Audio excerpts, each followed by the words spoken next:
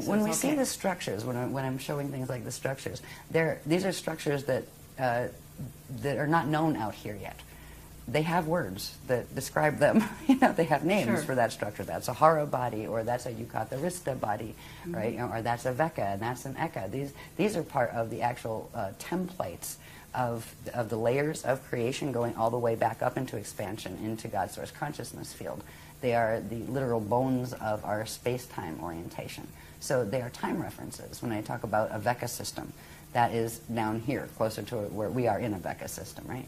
When you get up to the next level of ascension, there is the Eka system, which is at the core of 4 Vekas. Then you get up from there, and you have what's called an Akasha system, which has a set of all the smaller ones inside of it, right? And then an Akasha A system, and then you go up into the Yucatharista system, which is really, they are words to describe things that make perfect sense, to the people who are describing them, the guardians. They're words in the ancient, what's called Anahazi language, which was the first spoken language in this time matrix. So a lot of the language that is used, that it's like, what is that? It's translations from those languages. Okay, does Anahazi relate to Anasazi? Actually, it does.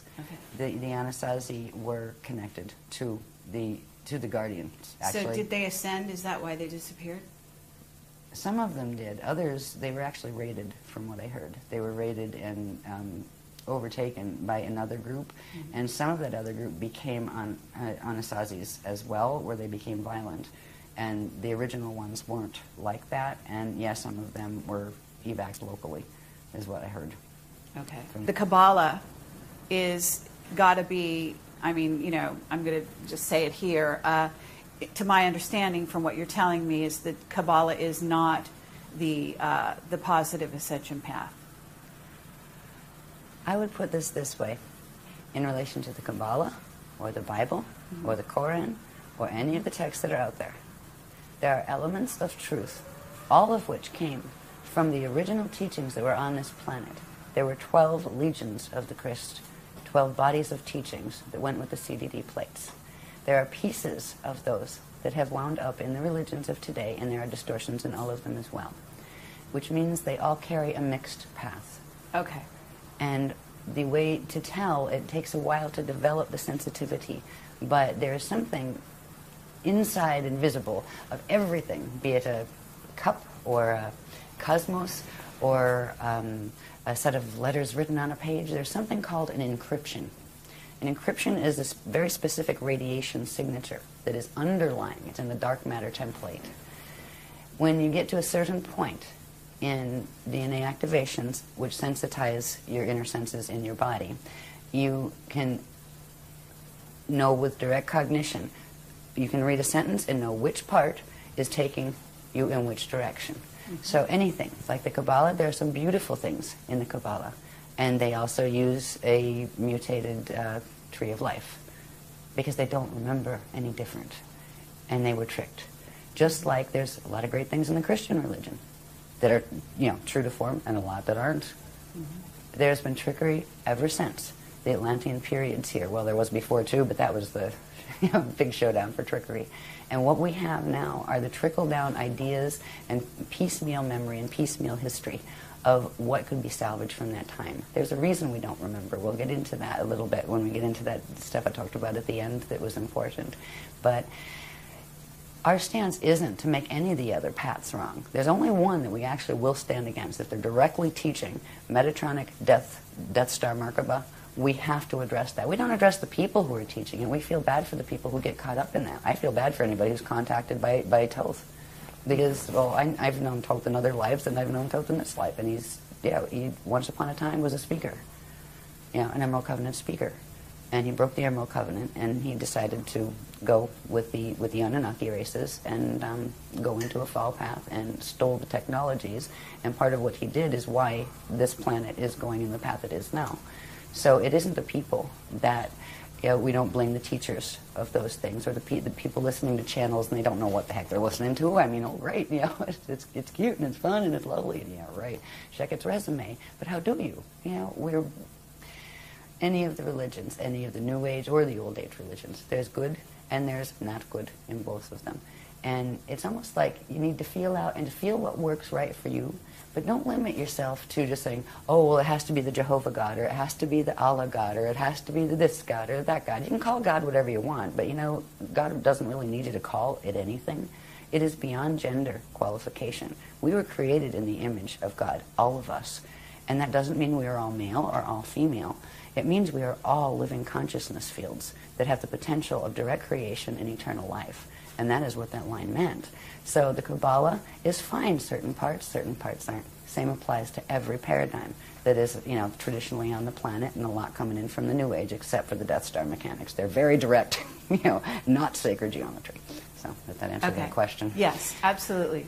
Okay, Thank you. good. We're ready. Where are we? Back to this. I just wanted to show this again quickly. This again is the diagrams we've used to show the structure of the spirit body with its flows and its core flows, and that's also the gate structures and all of that. It means that the cosmos has sets of spirit bodies. There's like lots of these embedded within each other, and we also have our spirit body. When I refer to our spirit body as part of our anatomy, it is structured in this same way. Okay? And we'll see in the next one how that fits in with, remember the Stairway to Heaven and the Yucatharista body? Right? Those structures are actually part of what's called the light body anatomy, be it on the cosmic level or the personal level. This is how they fit together. This is that Yucatharista thing with all those little interwoven cathara grids, right? And this is the basic structure of spheres within spheres from the spirit body, the cosmic spirit body, that all of those exist within. Every one of those little cathara grids would have a set of these, right? These become the spirit body, the 12 spheres in the spirit body that, remember, go in sets across a vector line, right? And at certain points, they actually pull in to the center, and that's how, at a certain point of expansion, you contract back into the center and go back into God's source.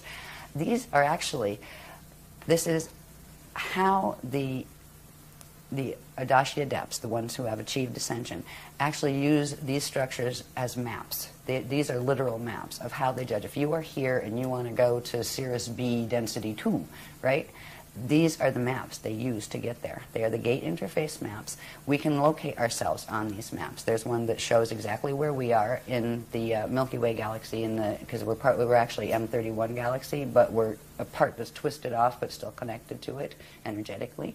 We can show our location. We can also show the locations where the black hole systems are that are interfacing here, that are messing with us now, and where the main guardian groups are coming from and where they're helping us. So these are literally maps. These maps then translate into, these are all probability fields. So you might have one, say, galaxy, and it's 12 different probable expressions. And they all of these are spinning, right?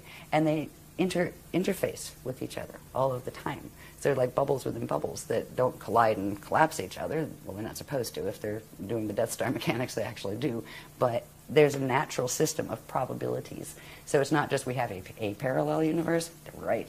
We have many parallel systems and adjacent systems and neighboring systems. And so this is literally the structure of the maps of the cosmos. These are the structures you use. Once, say, you get to the point where you can ascend, well, you have to first of all decide where you want to go, and then where is the map to get there. These are the maps. So I wanted to show you how those structures that are on a small level, our own multidimensional anatomy is structured that way. But on the large level, this is the structure of the maps of the cosmos. There is a structure that science does not know about yet. They have no idea how complex it is.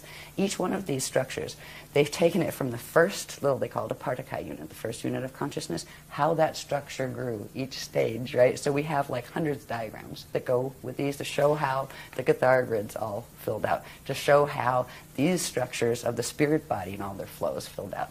Inside of the spirit body flows, which isn't on this one, they'll actually find where what is called the Hall of Records exists, what it is, the Akashic record, all of that thing. It's part of this anatomy structure. The planet has one, the solar system has one, the galaxy has one, etc. So these are not just interesting little diagrams on a paper. These are very practical. They're just as practical as a map you'd buy down at the gas station to get, somewhere horizontally.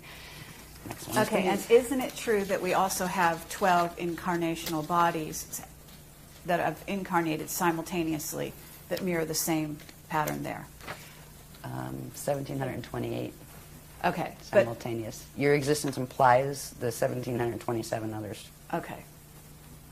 But are you?